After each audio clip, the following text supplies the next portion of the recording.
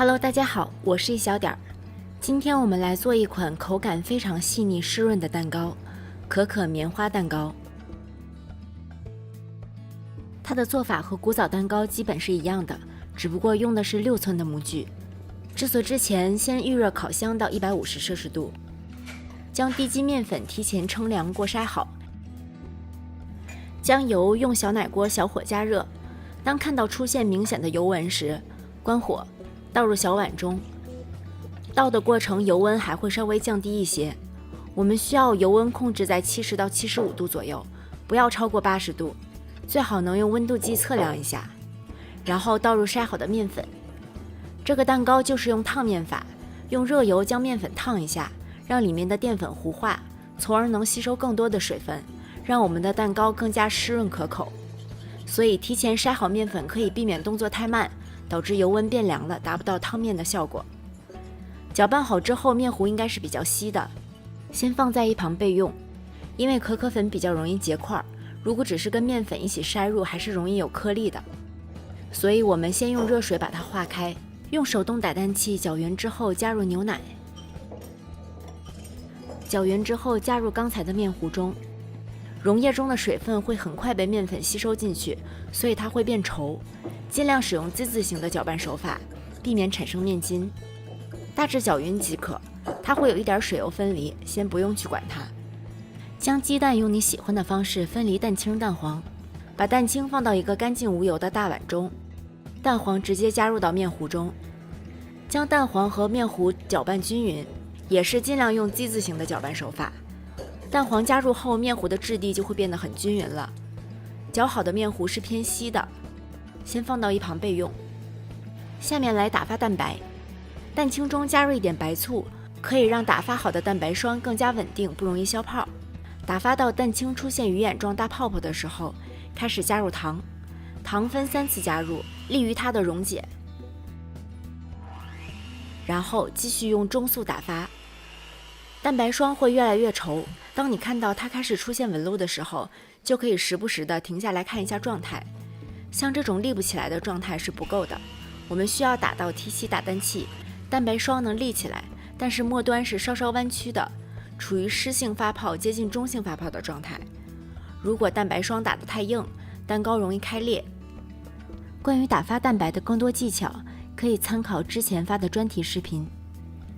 先取1/3蛋白霜加入到面糊中，搅拌均匀。这样做是为了让面糊的质地更接近蛋白霜的质地，让两者更容易混合均匀。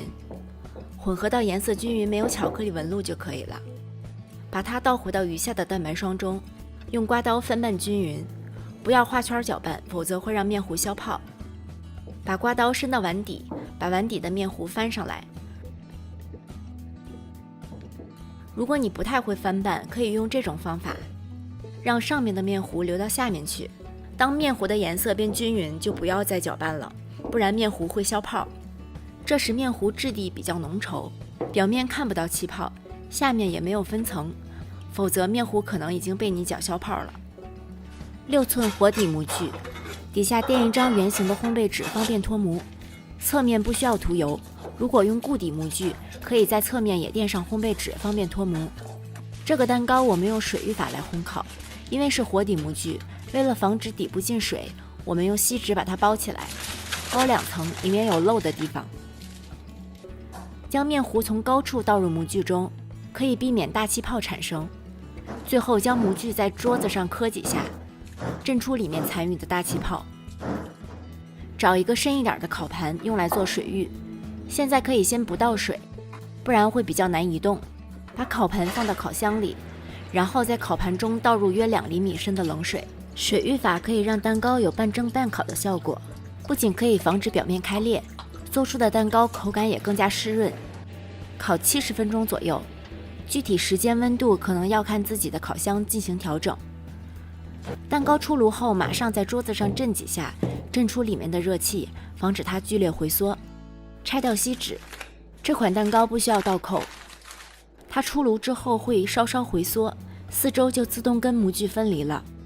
利用一个瓶子就可以轻松地把蛋糕拿出来了，然后用刀把底部的模具分离掉就好了，这样可以避免触碰蛋糕表面，以免不小心把它戳破。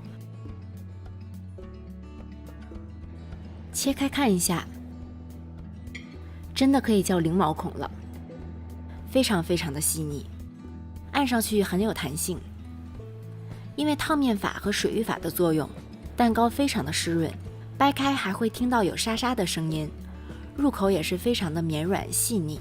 这款蛋糕可以趁温热吃，不过我更喜欢放凉后甚至是冷藏一下吃，更能够突出它的可可香味和甜味，以及它细腻的口感。谢谢大家的收看，如果你喜欢这个视频，请不要忘记帮我点赞和订阅我的频道。B 站的朋友请不要忘记投币、转发、收藏。我是一小点，我们下期再见。